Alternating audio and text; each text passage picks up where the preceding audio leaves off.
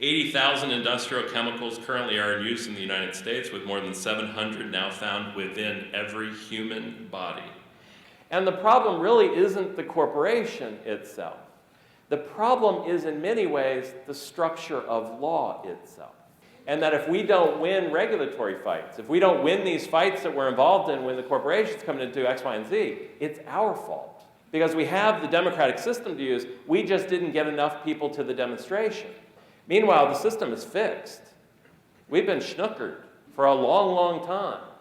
And a lot of us try to go around them by doing things like, well, we need to negotiate an agreement with the corporation, or we need to buy the right stuff, or we need to invest in better stock, or we need to do all these voluntary fixes, self-help kind of stuff, like changing light bulbs, because we feel so disempowered by how the structure of law works. It's our proposition to you that the structure of law has to be dismantled. It has to come apart, because otherwise we're cooked. Literally, we are cooked if we do not actually take that battle on. But when you start talking about rights, that you start getting something that approximates the foundations for the beginnings of a movement.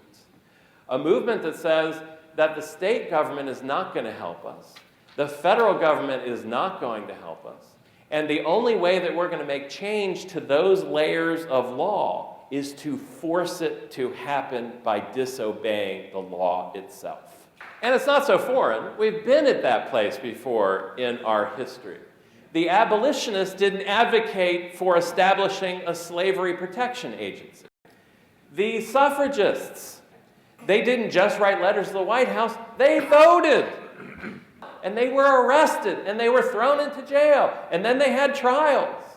They understood that when you don't directly challenge the law, you are validating it automatically.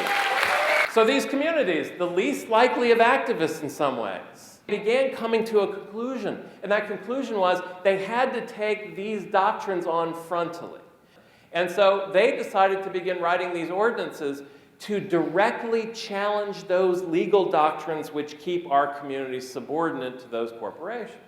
Because they understood that sustainability is impossible unless those people who are directly affected by the unsustainable practices are the ones who are deciding whether those practices occur. Folks, state legislatures, folks 500 miles away, they don't care.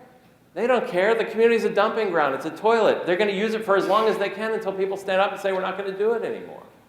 The kids that sat in on the lunch counter at Woolworths, they didn't write letters to Woolworths. I mean, I suppose they did in the beginning. They said, hey, please desegregate your lunch counters, right?